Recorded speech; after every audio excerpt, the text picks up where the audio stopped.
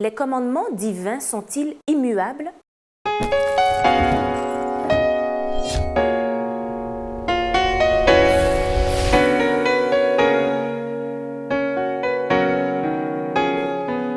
Bienvenue dans votre émission Autrement dit. Je vous retrouve avec plaisir afin de poursuivre nos débats, nos réflexions autour de thématiques bibliques. Pour nous accompagner dans notre débat, nous avons le plaisir d'accueillir Eddy Michel Carpin et Bruno Delépine. Merci à vous deux pour votre participation à cette émission. Alors, nous allons parler aujourd'hui de la loi, des commandements.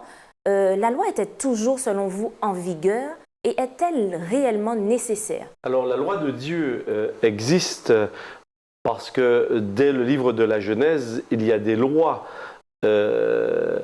qui existent pour que la terre fonctionne. Et donc, la loi de Dieu, elle existe comme Dieu lui-même. C'est-à-dire qu'à partir du moment où il y a création, à partir du moment où il y a créature, il faut que cette créature puisse évoluer dans un cadre, dans un contexte, et qu'il y ait harmonie. Parce que pour qu'il y ait harmonie, il faut qu'il y ait respect d'un certain nombre de lois.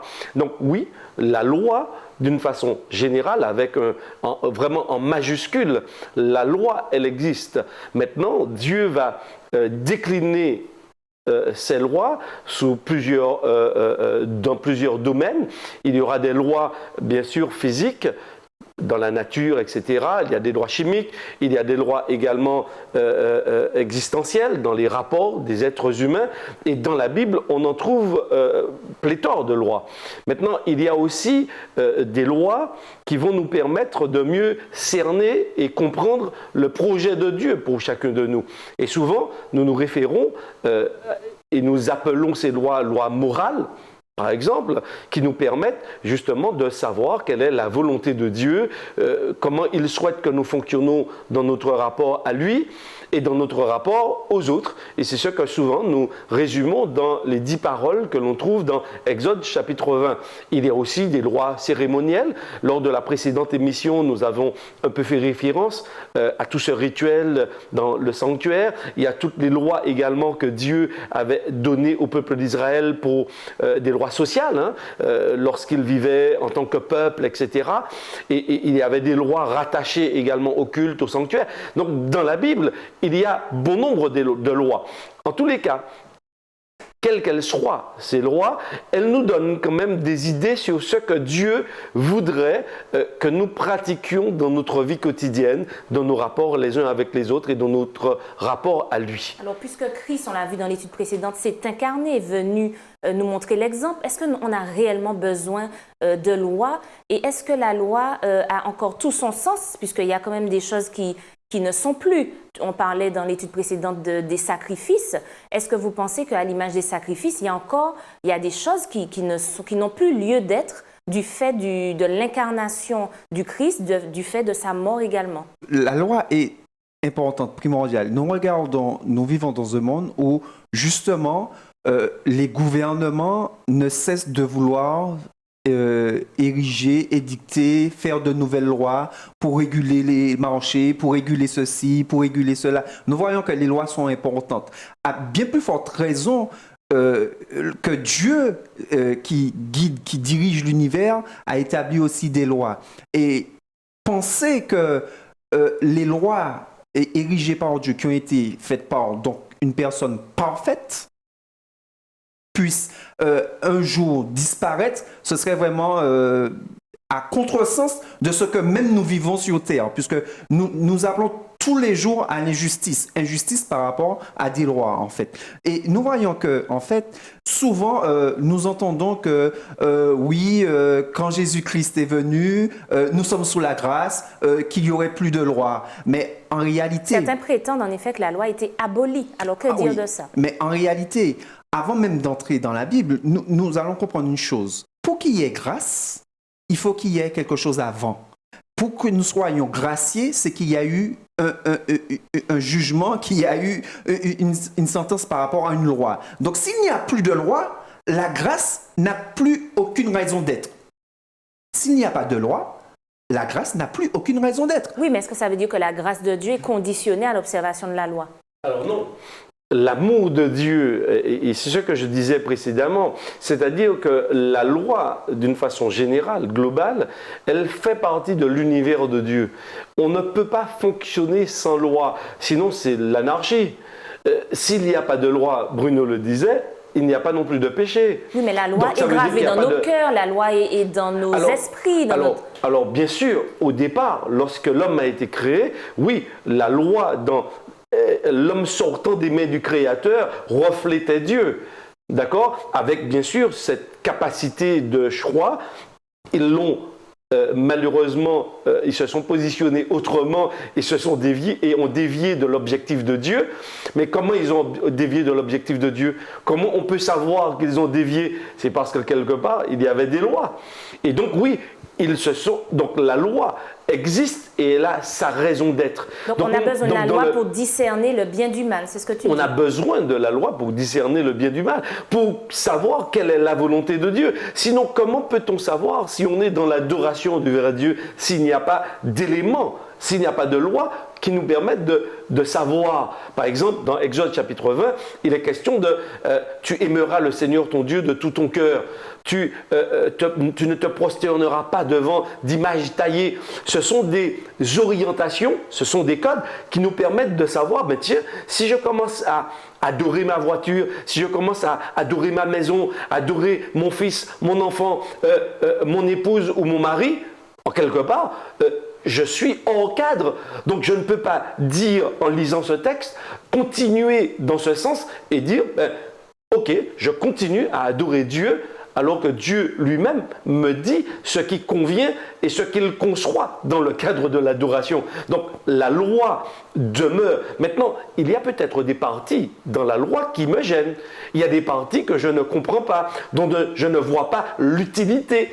Et malheureusement, pour un certain nombre de chrétiens qui étudient le texte biblique, ils n'ont pas souvent de problème avec les premiers commandements, quoique certains ont modifié certains commandements pour leur permettre d'avoir des images, pour avoir des idoles dans leur lieu de culte. Donc, ils ont modifié un peu les textes. Il y a certains qui ont supprimé, par exemple, le 4e commandement, nous invitant à respecter le 7e jour et à le reconnaître comme étant jour demandé par Dieu pour ce temps de repos et d'adoration. Le sabbat, puisque tu en fais référence, ce n'était pas plutôt une coutume juive? Est-ce que réellement le sabbat a sa raison d'être encore aujourd'hui?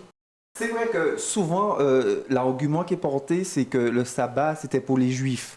Mais on pourrait se poser la question, quand Dieu a créé Adam et Ève, étaient-ils juifs? On pourrait se poser la question. Parce que quand Dieu a créé Adam et Ève, il a aussi institué le sabbat. On ne parlait pas encore de juifs, on parle d'humanité. Et quand Jésus dit, un autre exemple de texte que nous prenons souvent pour dire que Jésus a dit que le sabbat est fait pour l'homme et non l'homme pour le sabbat. Il n'a pas dit que le sabbat est fait pour les juifs et non les juifs pour le sabbat. Donc, nous comprenons qu'en fait, que c'est un faux argument de dire qu'en fait, que le sabbat serait pour les juifs. Au commencement, quand Dieu a créé le monde, la terre, il ne l'a pas créé pour les juifs, il l'a créé pour l'humain. Et quand il a institué le repos du 7e jour, au départ dans la Genèse, c'était pour l'homme. Mais dans quel but, dans quel intérêt? Quel est l'intérêt de créer ce jour? Est-ce qu'aujourd'hui, on est en 2018, c'est possible d'observer le sabbat? Le samedi, c'est là qu'il y a pléthore d'activités, c'est là que l'activité commerciale est à son paroxysme. Mais est-ce que réellement, c'est possible aujourd'hui d'observer le sabbat? En fait, quand on lit les 10 paroles dans Exode chapitre 20, puisqu'on fait référence dans Exode 20 aussi du sabbat, du 7e jour, jour de repos, il me semble que c'est le seul commandement pour lequel on ne puisse pas trouver réellement d'objectivité. En effet, on peut comprendre que Dieu ne nous demande pas d'avoir d'autres dieux devant lui, de ne pas se prosterner devant d'idoles. Ça, c'est objectif, ça, on peut le comprendre. On peut comprendre que Dieu nous demande de ne pas tuer, de ne pas voler, de ne pas convoiter. Mais en fait, pourquoi Dieu nous demande-t-il d'observer le 7e jour? Est-ce que je ne pourrais pas choisir de commencer n'importe quel jour et puis dire, bon, celui-là, c'est le 7e, etc. ce commandement-là, il est un peu particulier. D'ailleurs, dans le sens même du terme, ce n'est pas un commandement, puisqu'il nous dit de nous souvenir. Donc ça veut dire qu'il nous invite à revenir à quelque chose que l'on avait peut-être oublié. Et effectivement, Bruno fait référence au texte de la Genèse, où Dieu, le 7e jour, dans la création, donc il place jour 1, jour 2, jour 3, jour 7, et il dit voilà le jour 7. Le jour 7, c'est un jour de repos, c'est un jour qu'il met à part. Donc c'est Dieu qui prend l'initiative de créer ce jour. Il n'a aucune objectivité. Mais par contre, pour pouvoir le vivre, et c'est ce pourquoi en fait nous avons énormément, ce sur quoi nous nous sommes énormément fondés lors de la précédente émission, c'est-à-dire la notion de foi.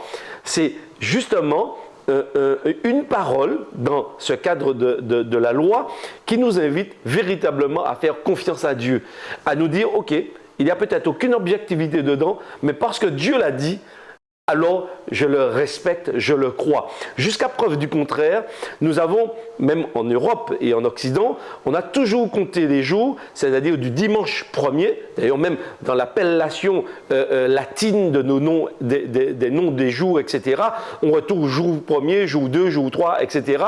Et le 7e est celui que nous appelons aujourd'hui samedi. Oui, alors effectivement, les hommes qui ont mis de côté ce jour, ont mis toutes leurs activités. Et comme par hasard, c'est le jour où beaucoup d'administrations, beaucoup de commerces sont fermés.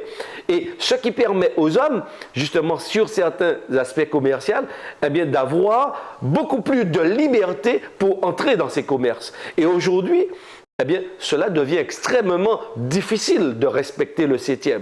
Et les gens ont tendance eh bien, à respecter le dimanche parce que, d'une façon générale, même par rapport à la loi humaine, et là nous sommes dans le cadre de la loi humaine et dans le cadre de la loi du travail, eh bien, on a dit que le dimanche serait le jour de repos pour tout le monde. Mais en quoi ça poserait problème, finalement, d'observer le dimanche plutôt que le samedi, le lundi?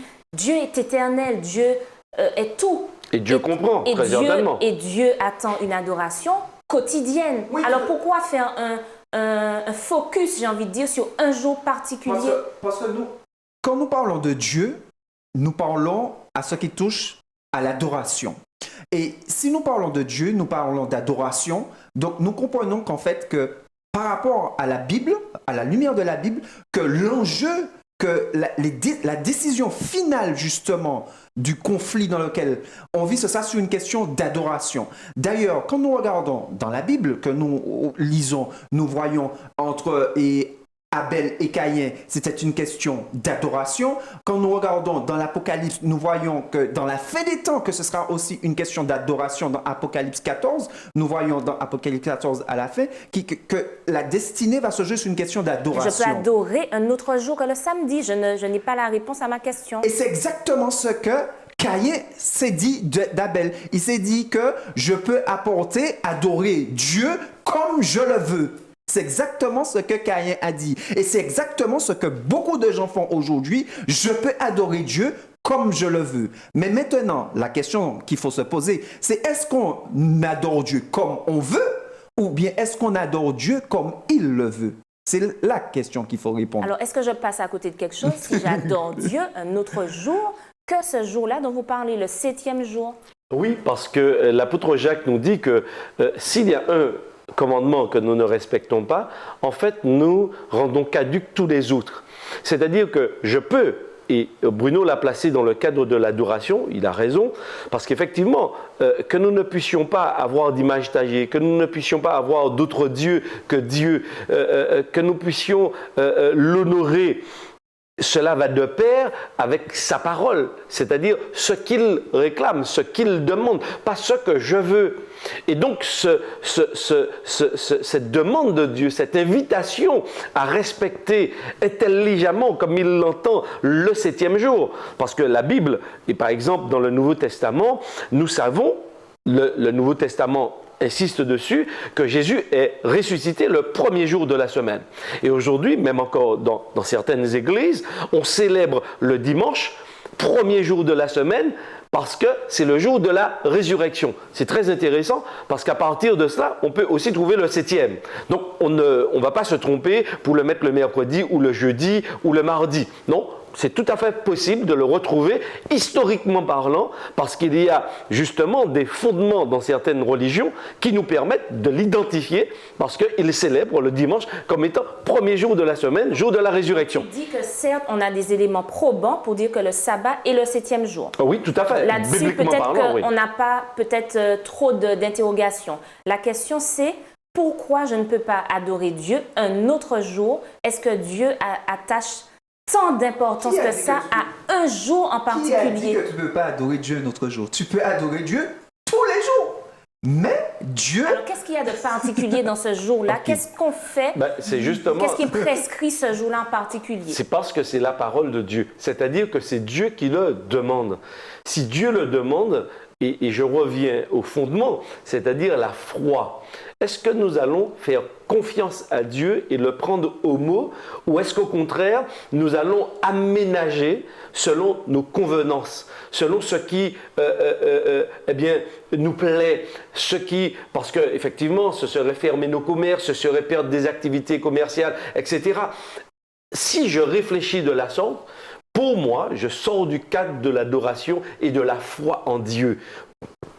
Croire en Dieu, pour moi, c'est aussi accepter, eh bien, de respecter entièrement la parole de Dieu et de me dire, s'il demande le 7e, même si les hommes veulent changer, modifier, transformer, je dois pouvoir respecter le 7e jour parce que c'est un signe pour moi d'allégeance. C'est un signe que je dis à Dieu, eh bien, en dépit de tout, en dépit de persécutions, en dépit de problèmes économiques, je continue à te faire confiance parce que c'est ta parole qui me le demande. Alors, bien sûr, ça peut sembler être un peu fondamentaliste, ça peut être un peu exagéré. Même être du légalisme. Comment ça peut sembler être légaliste, le sabbat, comme tu dis, pour que ce soit réellement un signe dont tu parles d'appartenance entre moi et Dieu? Comment l'observer concrètement?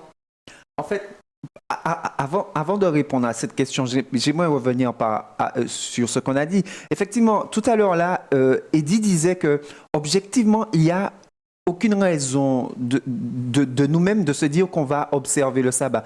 N'importe qui ne croit pas en Dieu, effectivement, ne va pas tuer, ne va pas voler pour de bonnes raisons, pour de bons principes.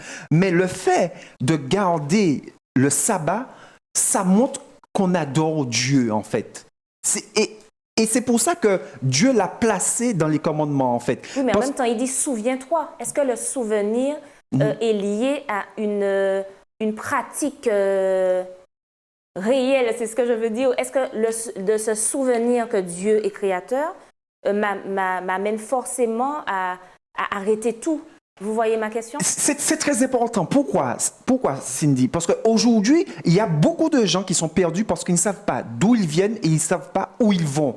Et beaucoup de gens pensent aujourd'hui qu'ils descendent des singes. Beaucoup de gens pensent qu'aujourd'hui qu'ils sont là du fait du hasard. Et le fait de savoir que nous sommes là parce que Dieu l'a voulu, que c'est lui le créateur, et chaque semaine, tu te rappelles que c'est Dieu qui est le créateur. Et chaque semaine, tu te rappelles que tu as un créateur qui se soucie de toi. Et le fait de se rappeler de ça, forcément, ça change ta vie. Alors, qu'est-ce que tu fais concrètement le jour du sabbat, le 7e jour? Alors, je vais simplement relire quand même le texte.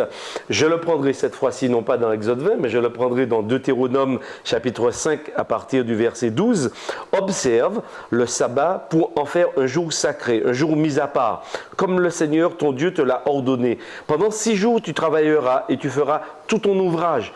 Mais le 7e jour, c'est le sabbat pour le Seigneur ton Dieu. Tu ne feras aucun ouvrage, ni toi, ni ton fils, ni ta fille, ni ton serviteur, ni ta servante, ni ton bœuf, ni ton âne, ni aucune de tes bêtes, ni l'immigré qui est dans tes villes, afin que ton serviteur et ta servante, puissent se reposer comme toi. Tu te souviendras que tu as été esclave en Égypte et que le Seigneur ton Dieu t'en a fait sortir d'une main forte, d'un bras étendu. C'est pourquoi le Seigneur ton Dieu t'a ordonné de célébrer le jour du sabbat. Donc on voit bien qu'il y a plusieurs verbes ici: observer, se souvenir, de respecter. Il est dit également de célébrer le jour du sabbat. Donc en fait, le sabbat, C'est une véritable fête. Fête parce qu'on se souvient de ce que Dieu a fait pour nous. Parce que sinon, quand on reste constamment tendu dans nos activités, eh bien, on oublie. Et d'ailleurs, même humainement parlant, sans parler de religion, lorsque nous sommes focalisés même sur nos entreprises, nous oublions nos enfants, nous oublions notre famille, nous oublions nos amis. Et on peut vraiment s'enfermer. Il suffit par exemple un temps pour ça. Il suffit par exemple d'observer des jeunes qui jouent, et des adultes d'ailleurs, qui jouent aux jeux vidéo. Ils oublient tout ce qui se passe autour. Donc c'est vrai que Dieu, parce qu'il nous connaît, parce qu'il sait qu'on peut être absorbé totalement par nos activités, eh bien, il nous interpelle. Il veut nous sortir véritablement de cet esclavage, si je puis dire, pour nous en libérer et célébrer avec lui. Fêter qui il est. Il est créateur, il est libérateur. S'il est libérateur, il est sauveur. Il est celui qui nous apporte la vie aujourd'hui. Et il nous dit non pas seulement nous, mais il faut en faire profiter ceux des membres de notre famille. On parle même de ton épouse. Ça veut dire celle qui, souvent, s'occupe du ménage. Celle qui, je ne dis pas que c'est le rôle de la femme, c'est pas ce que je dis. Mais c'est vrai que souvent, les femmes ont beaucoup plus d'activités ménagères que les hommes. C'est vrai, elles peuvent être et avoir des occupations extérieures, mais n'empêche que souvent, cela repose sur elles. L'éducation des enfants, aller chercher des enfants, les devoirs des enfants. C'est vrai que les pères aujourd'hui, et je remercie le Seigneur, s'impliquent beaucoup plus dans ces différentes tâches. Mais n'empêche que c'est intéressant de voir comment Dieu envisage le vécu de ce sabbat, de ce 7e jour, parce qu'il l'envisage comme une fête, pour que nous puissions dépendre totalement de lui. Nos activités cessent, nos bœufs, nos ânes, c'est-à-dire ceux qui sont appelés dans le champ à l'époque, eh bien, à œuvrer. Oui, tout s'arrête. Comment je fête ça? Comment je célèbre? Comment ça se passe? Eh bien, je m'organise. Je l'organise parce que de la même manière, une fête s'organise. On ne reste pas là et puis on fait une fête. Non. Eh bien, j'y pense pour pouvoir mettre des ingrédients, par exemple le repas, par exemple les rencontres avec les amis, l'échange, se souvenir. Parce que l'idée derrière tout cela, c'est se souvenir que nous dépendons de Dieu et que Dieu nous aime, qu'il nous libère. Donc, on n'a pas à retourner dans l'esclavage lorsque l'on vit le sabbat. Et pour qu'il soit un signe, puisque tu en as parlé précédemment dans l'une de tes questions, signe, ça veut dire qu'il signifie, il est signifiant. Ça veut dire que ceux qui m'observent, qui me regardent, qui analysent mon style de vie, eh bien, ça doit leur parler, cela doit leur dire quelque chose. Eh bien, normalement, ce que le sabbat doit dire, non seulement à moi, mais aussi aux autres, eh bien, c'est que Dieu est créateur. C'est qu'il prend soin de nous, que je dépends de lui, qu'il est mon sauveur et que bientôt, quand je me réfère à l'épître aux Hébreux, eh bien, nous allons entrer dans le vrai repos de Dieu. En fait, le sabbat, pour moi, aujourd'hui, qui le vis, eh bien, c'est un avant-goût de l'éternité avec Dieu. C'est-à-dire un temps où on va se réjouir avec Dieu, où il n'y aura plus de pénibilité du travail, où on sera dans l'harmonie, il n'y aura plus de tension, plus de querelles, plus de mort. Alors, est-ce que le sabbat, à ce moment-là, prendra une dimension éternelle? C'est-à-dire que tous les jours, ce sera le sabbat. Mais bien sûr, on sera en compagnie de Dieu, on va vivre pleinement ce sabbat, effectivement, comme Eddie le disait. Et souvent, donc, il n'y aura pas un jour particulier, c'est ce que tu veux dire? Alors, je ne sais pas si on a des éléments dans la Bible pour le dire. Ce sera un sabbat éternel. Et en fait, souvent, nous présentons parfois le sabbat, ah ouais, c'est un jour où il ne faut pas faire. Non, au contraire, le sabbat, c'est un jour où il faut faire. En tout cas, c'est un jour où il ne faut pas travailler, il y a beaucoup d'interdictions. Oui, mais justement, c'est un jour où il faut faire de bonnes choses. Et d'ailleurs, c'est le problème que Jésus rencontrait avec justement les gens de son époque. Il est venu redonner justement la vraie signification du sabbat. Travailler, c'est une bonne chose.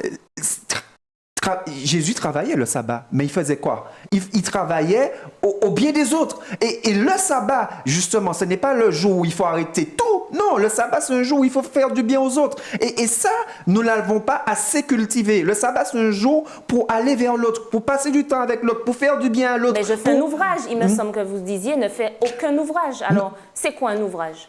Non, mais c'est sûr que quand tu vas travailler pour ton patron, le samedi, tu vas lui faire du bien pour sa poche. Mais je ne suis pas sûr que tu vas faire du bien à ton épouse. Je ne suis pas sûr que tu vas faire du bien humainement. Tout ça, c'est temporel. Tandis que le sabbat nous rappelle qu'effectivement, à chaque chaque semaine nous rappelle que nous ne sommes pas ici éternellement. Chaque semaine, le sabbat vient nous rappeler la destinée est au ciel, la vraie vie est au ciel.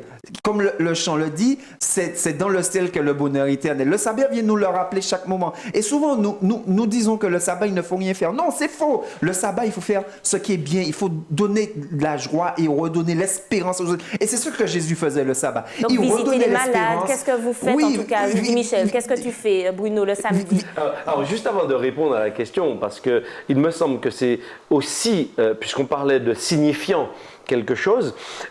Pour moi, en tant que croyant adventiste du 7e jour, lorsque je lis le livre de l'Apocalypse au chapitre 13, je vois bien qu'il y a aussi une puissance qui va apparaître et qui va faire que, et dominée et conduite par Satan, puisque le dragon lui-même, dans la Bible, il est clairement identifié comme étant le serpent ancien, appelé le diable, c'est bien lui.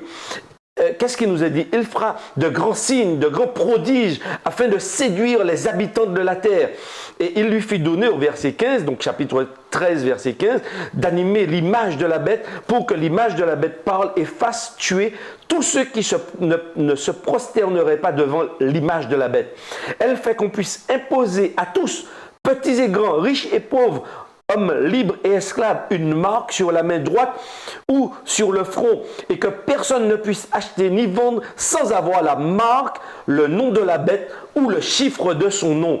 Et on voit dans le livre de l'Apocalypse qu'il y a une opposition marquée entre la marque de la bête et le sceau de Dieu. Et il me semble que le respecter ce jour-là, c'est aussi un signe de démarcation entre le vrai et le faux certains, adorateur de Dieu. Prétendent que le sabbat, c'est le sceau de Dieu. Est-ce que Alors, tu partages je ne cet avis? dirais pas que le sabbat est seulement le sceau. Il me semble, dans ma compréhension de l'évangile et du texte biblique, que le sabbat fait partie. Et il est signe distinctif aussi de cette démarcation entre le vrai et le faux. Donc, s'il est signe de démarcation, oui, en quelque part, il le représente. Et il fait partie du sceau de Dieu. Mais le sceau de Dieu, ce n'est pas l'observation seulement de jours. Donc, cela entre dans un style de vie. Parce qu'il est dit dans Apocalypse chapitre 14, ceux qui ont le nom de Dieu inscrit sur leur front. Donc on comprend que ceux qui règnent au siècle des siècles avec l'agneau et qui le suivent partout, eh bien premièrement, ils le suivent partout. Ça veut dire qu'ils font les œuvres, ils vivent comme Jésus avait vécu. Ils ont la foi de Jésus. Donc ils ne se sont point souillés. Est-ce qu'ils ont aussi l'observation de la loi? Est-ce que c'est à l'observation de la loi qu'on verra et que Dieu verra les vrais des faux adorateurs? Par rapport à ce qu'il disait dans Apocalypse 13 et un texte qui lui ressemble aussi dans Apocalypse 14 où il est fait mention de l'adoration et je vais lire au verset 9 d'Apocalypse 14 et un troisième ange le suivit en disant d'une voix forte, si quelqu'un adore la bête et son image et reçoit une marque sur son front ou sur sa main, il boira lui aussi du vin de la fureur de Dieu. Versé sans mélange dans la coupe de sa colère, il sera tourmenté dans le feu et le soufre devant les saints anges et devant l'agneau. Et nous voyons que le médicament que Dieu donne, il dit, c'est ici, au verset 12, c'est ici la persévérance des saints qui gardent les commandements de Dieu et la foi de Jésus. Donc, nous comprenons que Dieu est en train de nous dire qu'en fait, que même si nous ne comprenons pas ce qu'est la bête, que nous ne comprenons pas tout cela, que notre sauvegarde, c'est dans la persévérance des commandements de Dieu. À savoir les commandements de Dieu, les 10 commandements donnés, écrits du droit de Dieu, je le rappelle dans Exode 31, verset 18, que de tout ce qui est écrit dans la Bible, Dieu a écrit les 10 commandements. Ça ne vient pas de Moïse, ça ne vient pas de prophète, ça vient de Dieu lui-même. Donc s'il a écrit, c'est qu'il voulait montrer cette pérennité des 10 commandements, en fait. C'est immuable. Les 10 commandements sont immuables. Immuable. Il n'y a pas d'exemple plus fort que de comprendre que Dieu lui-même écrit de son droit les 10 commandements. C'est qu'il y a quelque chose à comprendre. Et en plus, tu posais la question, pourquoi mais le sabbat? Et nous voyons aussi que dans Daniel 7, 25, que Dieu avait déjà prédit qu'il y aurait eu une attaque au commandement et une attaque au fait de changer la loi, en fait. Et donc, Dieu avait déjà tout prévu. Et Dieu nous dit que notre sauvegarde, que notre persévérance, c'est dans la foi de Jésus et dans les commandements de Dieu. C'est ça, le sceau de Dieu. Oui, le sceau de Dieu, c'est de continuer à vivre dans le fait d'être mis à part, la sanctification. D'être marginalisé parfois. Parfois marginalisé, ça pourra arriver, malheureusement, mais c'est porter le nom de Dieu. C'est-à-dire que l'on soit reconnu comme étant son enfant. Et à mon avis, on ne peut être reconnu comme étant son enfant que lorsque l'on marche selon ce qu'il demande. Donc selon ses commandements. Ce seront les mots de la fin. En tout cas, merci à vous deux pour tous ces éléments et merci à vous de nous avoir suivis. Nous vous donnons rendez-vous à une prochaine émission d'Autrement dit.